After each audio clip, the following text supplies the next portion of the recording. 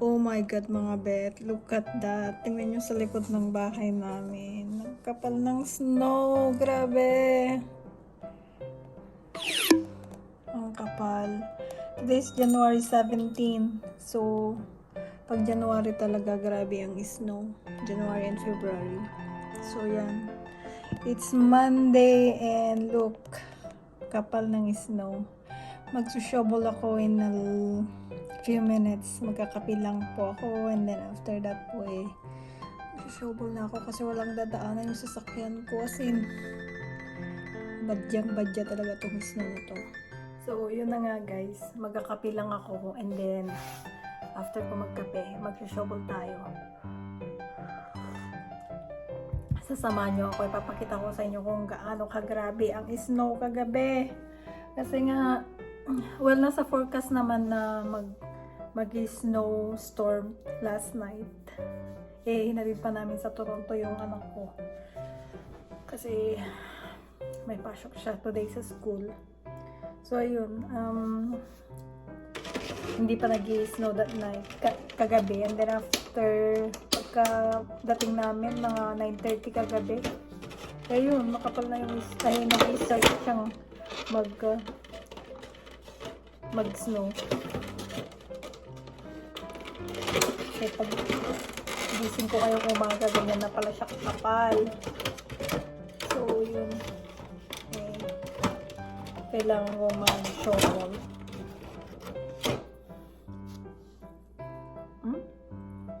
Kaya mong bitsi-bitsi.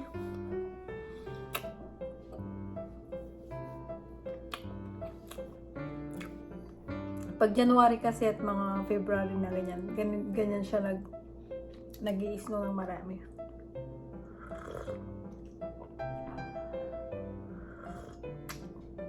Sarap magkape, promise.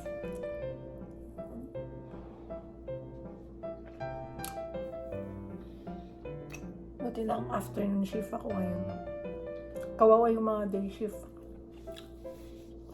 Kasi kailangan pa nilang mag-shovel ng maaga bago pumasok.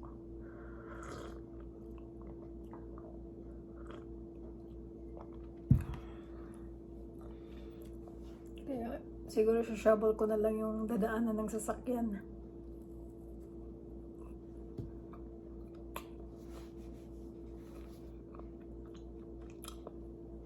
Tapos snowblower na lang sa hapon. Pagdating ni Mr. Siya naman sa hapon. Para tapusin niya yung buong driveway.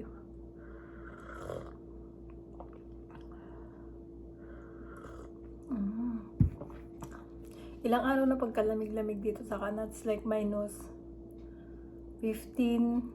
Last week, nag-minus 15 kami. Nag-minus. Iba pa yung wind chill. So, pag minus 15 at nag-wind chill siya, sometimes minus 25, something like that. So, pag inad mo lahat yun, minus 40, ganyan siya kalamig. Pero pag nag-i-snow naman, hindi naman siya ganun gaano kalamig. Lalo na pag nagda-drop siya ng snow. Kaya okay lang mag-shovel. Yung parang iniisip mo lang, mind over matter. Parang ganun.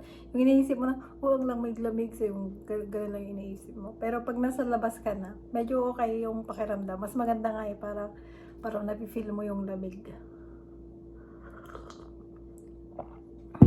Yan. Ay nako. Kailan kaya tayo uuwi ulit ng Pilipinas? Mga Ben na nandito sa Canada. Uwi na rin yung mga tao dito eh.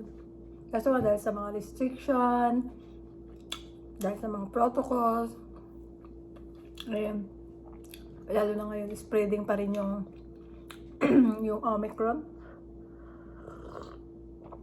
So probably, pag nag-fly ka, marami pa rin restriction. Maganda sana umuwi sa Pilipinas ng mga December, gano'n, di ba? Kami matagal na namin hindi nakaka-uwi ng Pilipinas ng December at saka January. Yung ilang taon na ako, siguro mga nasa 13 years na hindi ako nakaka-uwi ng ganong buwan. Umuwi lang ako summer. Eh pag summer pa naman dun sa Pilipinas, kung gaano yung lamig dito sa Canada, nare-reklamo. Yun naman yung reklamo mo dun sa Pilipinas. Kasi ang init-init, lagi mong sinasabing ganyan. Which is true kasi pag summer, ang init talaga dun. Most likely ganun ang uwi ko eh. Kaya gusto ko rin maranasan umuwi ng December to January, something like that. Kasi sa tagal ng panahon na hindi ako nakakauwi ng ganun. Pero yun naman, yung pag December to January, doon naman yung restriction, yun naman ang mga protocol. Kasi nga, yung weather, papalit-palit. Lalo dito sa Canada. Doon nila ilalagay yung mga restrictions. Kasi nagkakasayad yung mga tao. Tulad ngayon, yung Omicron eh, laganap, spreading talaga. Kaya parang lahat na ng mga individual dito eh, nagpa-positive. Kasi kahit na like symptoms lang o mga simpleng ubo, pag nag-rapid test sila, eh na nakukuha na ng positive. Well, sabi nila, hindi naman siya ganoon grabe tulad ng coronavirus, yung naunang-unang virus. But I think hirap din pa rin magkasakit ng ganun. Kasi, you have to stay home pa rin kahit na ubo at sipon lang. Lalo na pag nag-positive ka, for sure. They won't let you go to work.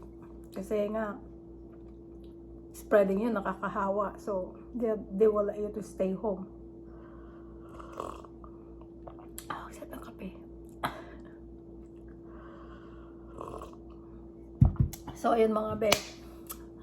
Kailangan ko na mag-ready para mag-shovel kasi it takes for a while para mag-shovel. Kailangan ko shovel yung sa harap ng bahay. Well, hindi naman siya ganun karami pero at least shovel ko lang yung madadaanan. And for sure, sana naman may naglinis na ng daan pagka papasok na ako. Yun.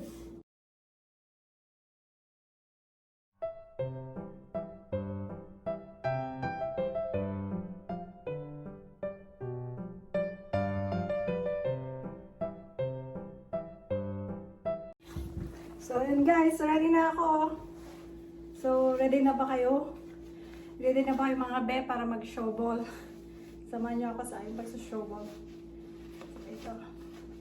Ready ang outfit. Ay, naku po. Diyos ko po. Sus me, Marimar. Grabe ang buhay dito sa Canada. So, yun mga guys. Tara, showball tayo. Taran! Ganyan kakapal ang snow, promise. Sobrang kapal. Look at that. Tingnan nyo nga naman. Oh. Grabe, oh, hanggang ngayon nag-snow pa rin. So, samahan nyo ako sa aking pag-showball. Grabe, ang kapal-kapal talaga, oh. Sus me, Marimar. Kita mamot ni kinapuspus ko na di snow tatani ah. Sana nga nag-showball tata. At subulak lang tidanan na tatilugan ko. Hala ako. Kanagpuskol ni. May lumlumot ata sa kakon. Amin na araw bayan may nagpuskol di snow. Hala. Hala showball akid din tani. Yung oras na nagtrabaho pa damdama.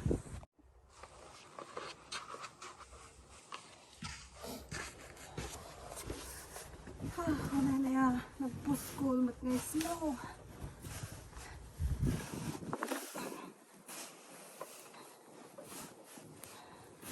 Pinagpapala nga talaga titao ako.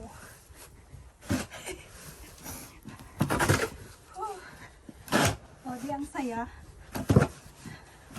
Yan lang naman tibiyag ti Canada. Okay lang, nasanay tayo matirigat. So amin narigat sa Laban.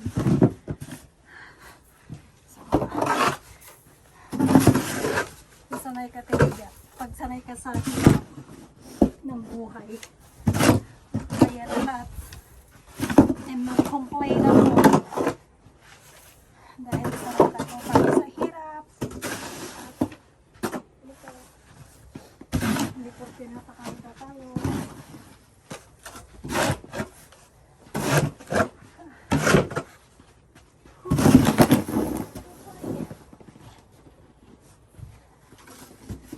Payo. Ayan pa. Marami sa sobo.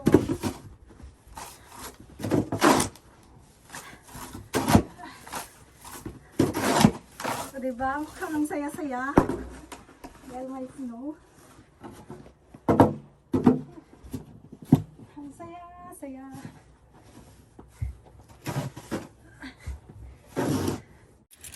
Pandaran tayo Logan. Tano pumudot. Kahit kailangan na kuskusin tayo atakan. Kuskus sa kita isno dito yan ti ulo na. Kanjisango na. Alam mo, dami-dami pa tayong shovel.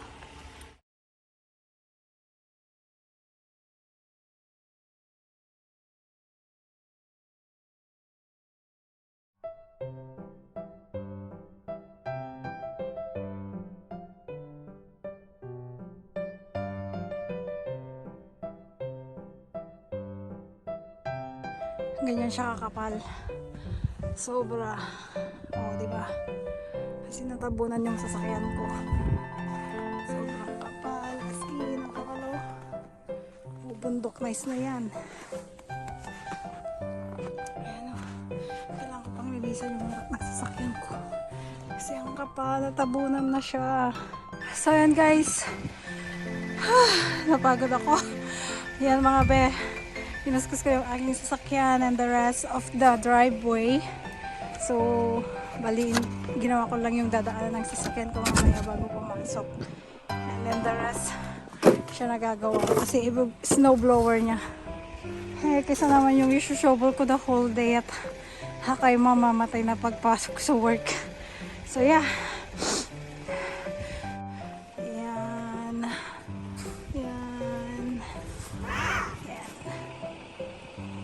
At yun mga be, at kung nag-enjoy po kayo sa aking video sa snowstorm for today, please don't forget to subscribe, like, and share.